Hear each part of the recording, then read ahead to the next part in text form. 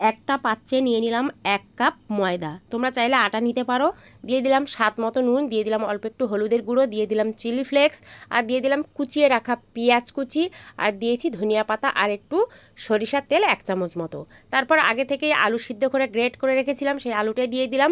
তারপর অল্প অল্প পানি দিয়ে ঘন একটা ব্যাটার করে নেব। অবশ্যই ব্যাটারটা ঘন করে রাখতে হবে, মানে ঘন করতে হবে। তারপর একটা ফ্রাইং প্যানে তেল ব্রাশ করে আমি এখানে 1.5 হাতা মতো ব্যাটার দিয়ে দেবো।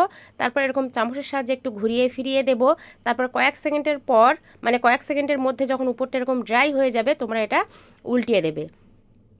আর ফুল রেসিপি কিন্তু অলরেডি আমি আপলোড করে দিয়েছি, তোমরা চাইলে দেখে নিতে পারো। তারপর বেশ উল্টিয়ে পাল্টিয়ে যখন সেঁকা হয়ে যাবে, তখনই অল্প একটু তেল দিয়ে উল্টিয়ে পাল্টিয়ে আমি তৈরি করে নেব। তো রেডি হয়ে গেল আমাদের মাখা বেলার ঝামেলা ছাড়াই কিন্তু আলুর পরোটা। সকালবেলা বাচ্চাদের টিফিন বক্সেও দিতে পারো, বা নিজেরা সকালে ব্রেকফাস্টেও রাখতে পারো। বাড়িতে যদি বৃদ্ধা মানুষ থাকে তাদের পক্ষেও কিন্তু ভীষণই একটা সুন্দর রেসিপি। ভালো লাগলে লাইক কমেন্ট শেয়ার।